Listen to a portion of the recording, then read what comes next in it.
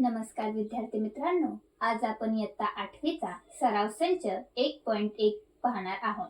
आपला 8वीचा पहिलाच धडा आहे परिमेय व अपरिमेय संख्या. त्यामधला आपण सराव संच 1.1 आज पाहणार. संच 1.1 मधला पहिला प्रश्न आहे, संख्या रेषेवर पुढील परिमेय संख्या दाखवा. प्रत्येक उदाहरणासाठी वेगळी संख्या रेषा काढा. तर पहिलं उदाहरण आहे 3/2, 5/2 वजा 3/2 या परिमेय संख्या आपल्याला संख्या रेषावर दाखवायच्या आहेत. त्यासाठी आपण सर्वप्रथम संख्या रेषा काढून घेऊया.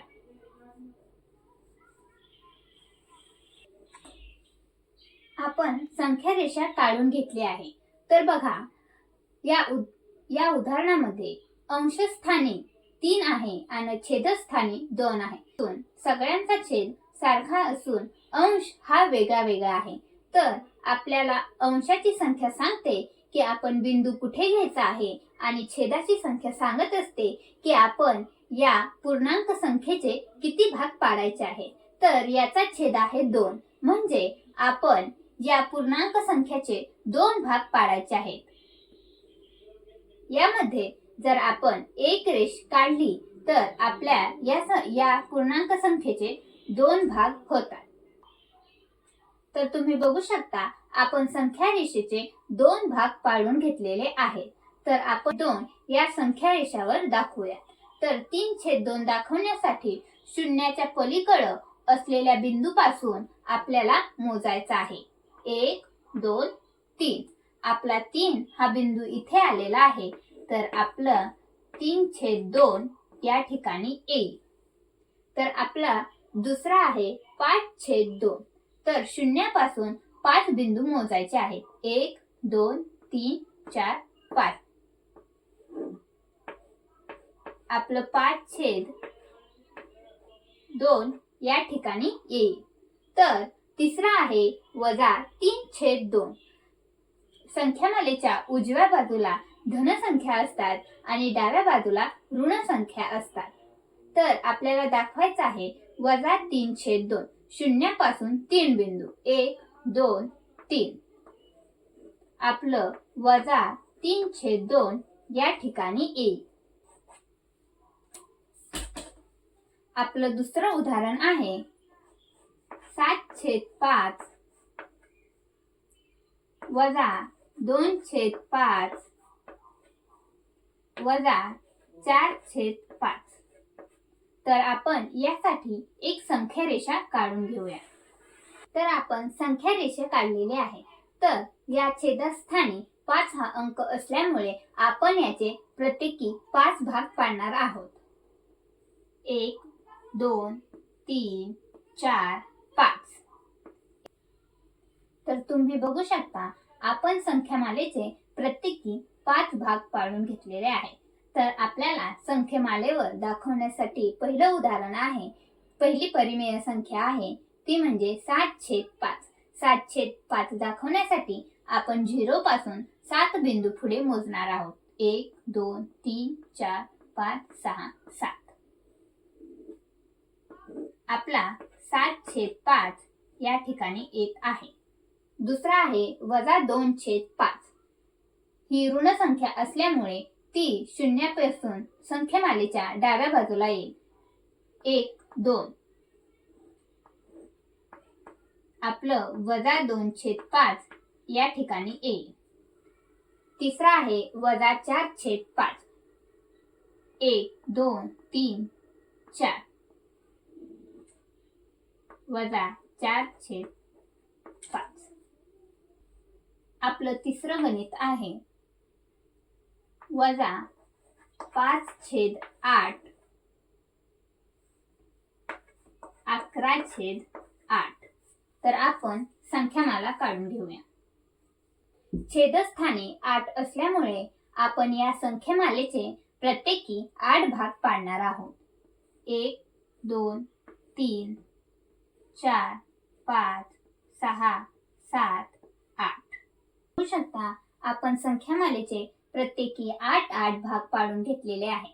तर आपल्याला संख्यामालेवर दाखवण्यासाठी पहिलं उदाहरण आहे -5/8 म्हणजेच ही ऋण संख्या असल्यामुळे संख्यामालेच्या डाव्या हाताला येईल. म्हणजेच डाव्या बाजूला शून्यापासून आपण 5 बिंदू मोजणार आहोत. 1 2 3 4 5. आपली -5/8 ही संख्या इथे येईल. तर दुसरी संख्या आहे 11/8. 11/8 ही ऋण संख्या असल्यामुळे ती संख्यामालेच्या उजव्या बाजूला येईल. तर आपण शून्यापासून पुढे 11 बिंदू मोजणार आहोत. 1 2 3 4 5 6 7 8 9 10 11. आपला 11वा बिंदू इथे येत असल्यामुळे आपली 11/8 ही संख्या या ठिकाणी येत आहे. आपलं चौथं गणित आहे 13/10 17/10. तर आपण संख्यामाल्या काढून घेऊया. आपण संख्यामालेचे प्रत्येकी 10 भाग पाडून घेतलेले आहे. तर आपल्याला दाखवण्यासाठी पहिलं उदाहरण दिलं आहे ते म्हणजे 13/10. ही धनसंख्या असल्यामुळे आपण शून्यापासून उजव्या बाजूला 13 बिंदू मोजणार आहोत. 1 2 3 4 5 6 7 8 9 10 11 12 13. आपला 13/10 हा बिंदू या ठिकाणी येतो. तर पुढचा बिंदू आहे 17/10. आपण पुन्हा एकदा शून्यापासून 17 बिंदू मोजणार आहोत. 1 2 3 4 5 6 7 8 9 10 11 12 13 14 15 16 17. आपला 17/10 हा बिंदू या ठिकाणी येत आहे. मालेच्या उजव्या हाताला सर्व धनसंख्या असतात आणि डाव्या हाताला सर्व ऋण संख्या असतात. ऋण संख्येचं चिन्ह हे वजाचं असतं. तर आपण शून्यापासून बी पर्यंतचे सर्व बिंदू मोजून घेऊया. 1 2 3 4 5 6 7 8 9 10. याची किंमत येते 10. ही ऋण असल्यामुळे याचे चिन्ह झाले वजा. तर या प्रत्येक संख्येचे किती भाग पाडले आहे हे आता आपण बघूया. 1 2 3 4 असे 4 भाग पाडल्यामुळे ही संख्या बी बिंदू हा -10/4 ही संख्या दर्शवत असतो. तर आपला पुढचा प्रश्न आहे पूर्णांक 1 3/4 ही संख्या कोणत्या बिंदूने दाखवली आहे? पूर्णांक 1 हा इथे दाखवला आहे. तर त्याच्या पुढे 3 बिंदू मोजायचे आहेत. 1 2 3.